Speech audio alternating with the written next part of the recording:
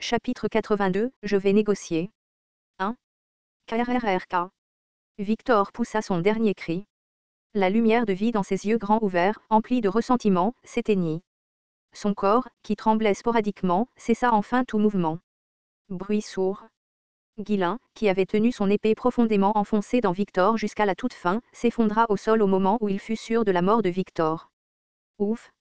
Il haleta lourdement pendant un moment avant de se relever lentement et d'examiner son environnement. Les conséquences de la bataille avaient repoussé les flammes, mais la zone était toujours remplie d'une chaleur intense. Ag, c'est dur. Manquant de force dans son corps, il s'effondra. Il essaya de rassembler du mana, mais le flux était saccadé et irrégulier. Bon sang, quelle galère! La doublure intérieure de son armure de Dirus ENT s'était desséchée et décollée, ne lui offrant plus une protection adéquate contre la chaleur.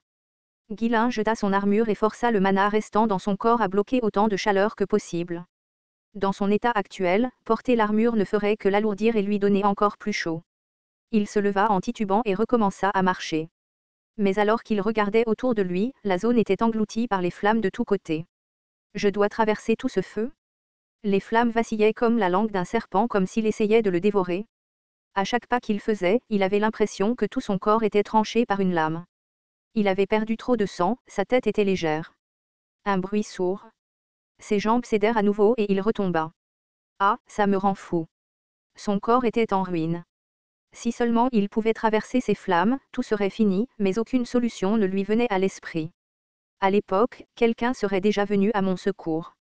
Être seul dans des situations comme celle-ci était toujours le plus dur. Dans sa vie précédente, il avait des subordonnés qui s'occupaient des conséquences, mais maintenant il n'avait personne comme ça. Il avait toujours des mercenaires avec lui, mais ces gars-là pouvaient à peine le suivre, sans parler du nettoyage. Si quelqu'un venait le chercher, ce serait peut-être Bolinde, qui se précipiterait s'il était en retard, mais elle était probablement trop occupée à s'occuper des mages qu'il lui avait confiés. Je suppose que je n'ai pas le choix. Je vais devoir affronter les flammes. Avec le peu de mana qu'il lui restait, même bloquer la chaleur devenait difficile. S'il utilisait son mana pour bouger son corps, il ne pourrait pas se protéger de la chaleur, et sa peau brûlerait. TCH, j'espérais garder ce visage indemne dans cette vie. Guillain claqua la langue de frustration. À l'époque où il était le roi des mercenaires, son visage était couvert de cicatrices. Il avait été très content quand il était revenu dans le passé, et son visage était à nouveau propre, mais cela ne valait pas la peine d'échanger sa vie contre ça. Faisons-le. Guillain se leva et dirigea son mana vers ses muscles pour les soutenir. La chaleur, débordante de mana ardent, commença à transpercer son corps dès qu'il le fit. Il devait sortir de là avant d'être brûlé vif. Guillain était sur le point de réprimer son impatience grandissante et de faire un autre pas en avant quand cela se produisit. Jeune seigneur. Wouch. Guillain apparut, tranchant les flammes avec une expression effrayante. Est-ce que tu vas bien? Ah, c'est vrai. J'ai quelqu'un d'aussi capable que mes anciens subordonnés. Guillain le salua avec un sourire de bienvenue. Je tiens toujours le coup. Tu es arrivé au moment parfait. Tu as combattu cet homme. Gillian jeta un coup d'œil au cadavre de Victor en demandant. C'était le commandant ennemi. Je me suis surmené pour le vaincre. Nous allons te sortir d'ici immédiatement. Oui, je compte sur toi. Ouah. Gillian souleva rapidement Guillain sous son bras et se précipita à travers le mur de flammes. La chaleur torride les enveloppa, mais Guillain utilisa son mana pour se protéger. En un rien de temps, les deux émergèrent de l'enfer ardent. Une bouffée d'air frais les accueillit, rafraîchissant la chaleur intense. Ouf. Lorsque l'air frais le frappa, Guillain laissa enfin échapper un souffle saccadé. Il avait l'impression que la sensation de brûlure dans sa poitrine avait disparu. Gillian le déposa avec précaution et le soutint. Guillain regarda autour de lui, observant la scène. La zone était jonchée de cadavres d'ennemis. On dirait que tout est réglé.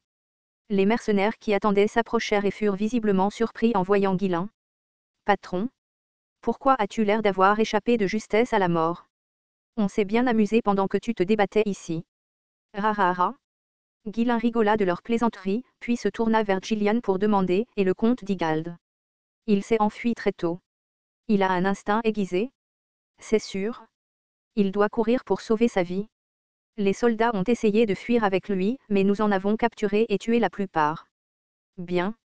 Ce n'est pas une mauvaise idée d'en laisser quelques-uns s'échapper si nous voulons que la nouvelle se répande.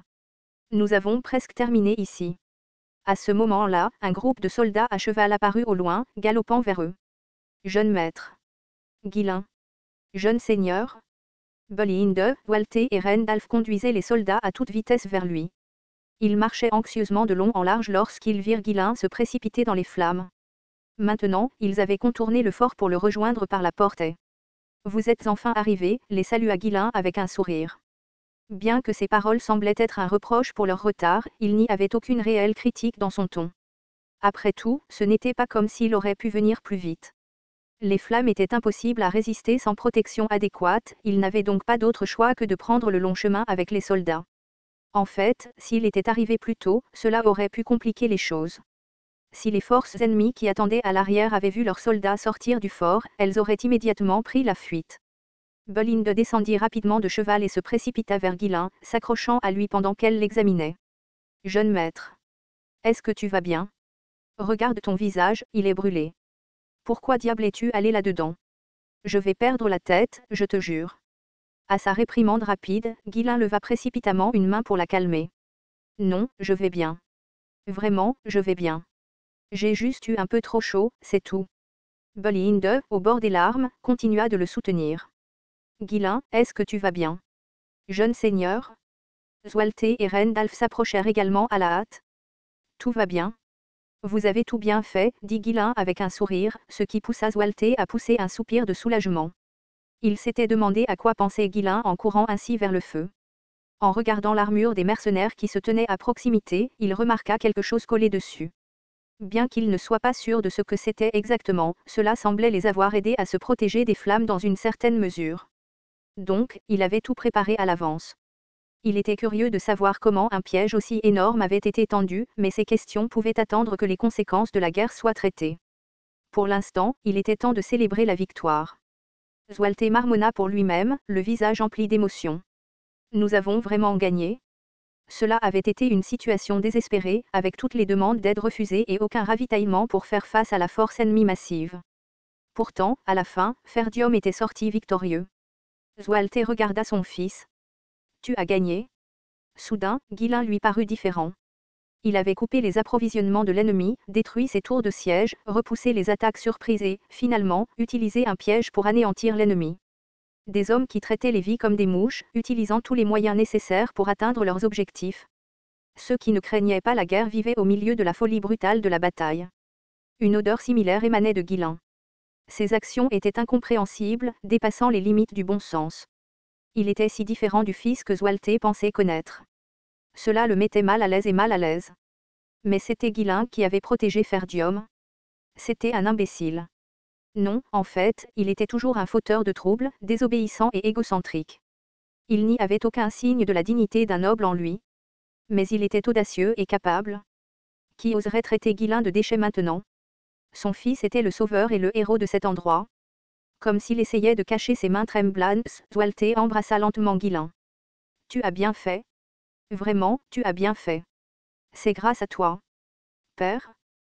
Walter, habituellement stoïque, montrait des émotions rares et intenses, et Guilain lui sourit.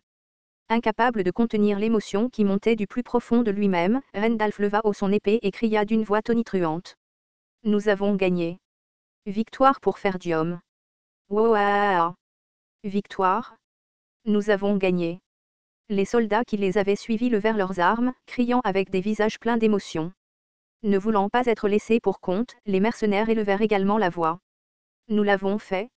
Nous les avons tous tués. » Guilain se mordit la lèvre en regardant tout le monde autour de lui. Ils célébraient tout leur survie et leur victoire. Oui, c'était pour cela qu'ils s'étaient battus, pour les protéger.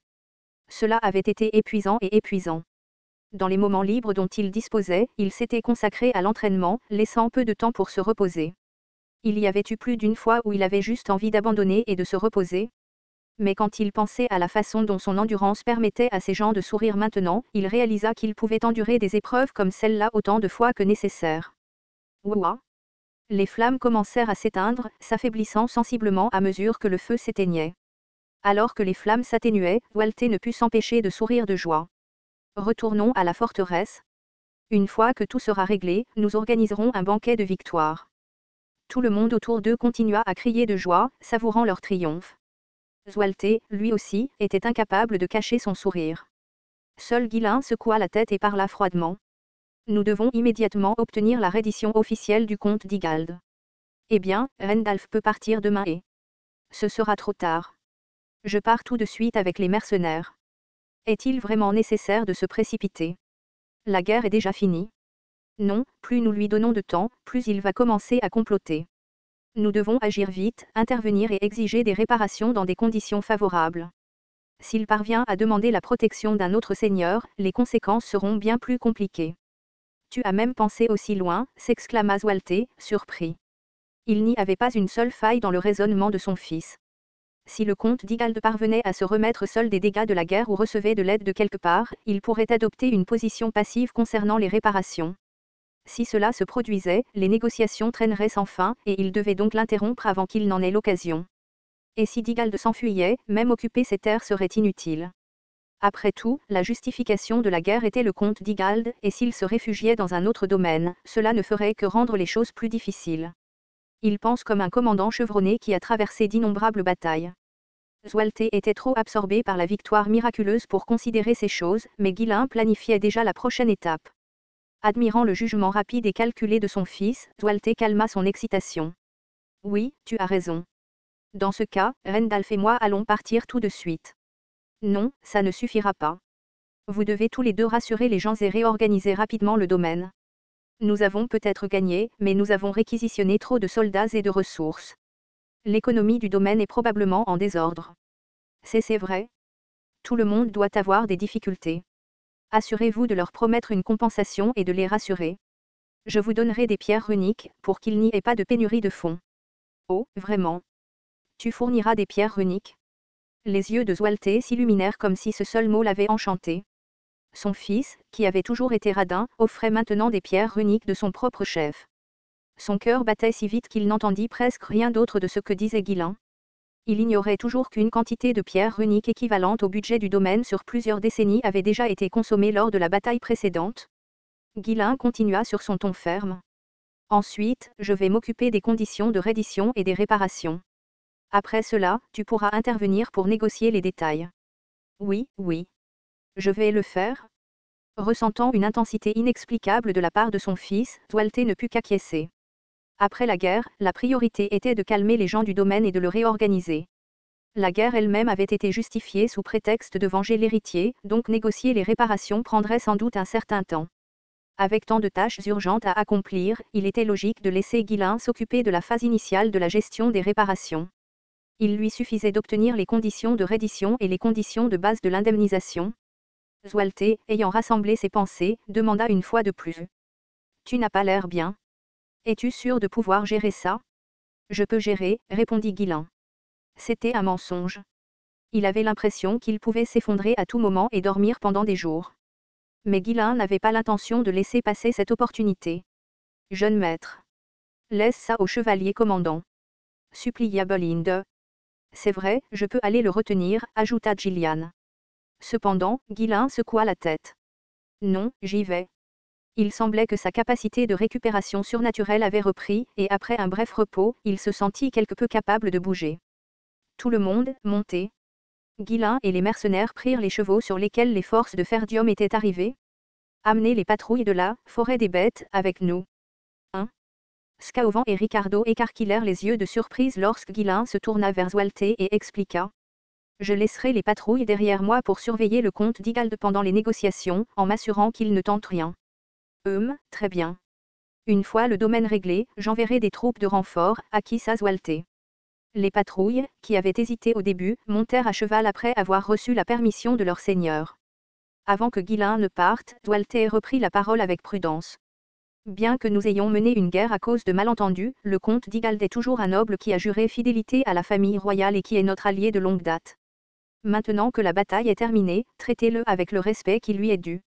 Zwalte, étant un homme qui valorisait la loi, les coutumes et l'honneur, ne pouvait s'empêcher de craindre que son fils indiscipliné ne se comporte de manière irrespectueuse. Compris. Ne vous inquiétez pas, répondit Ghislain en offrant un léger sourire avant d'incliner brièvement la tête et de lever la main. Allons directement sur le territoire du comte d'Igald. Du. Sur ce, Ghislain mena les mercenaires et les patrouilles au galop. Il était temps de mettre un terme à cette guerre.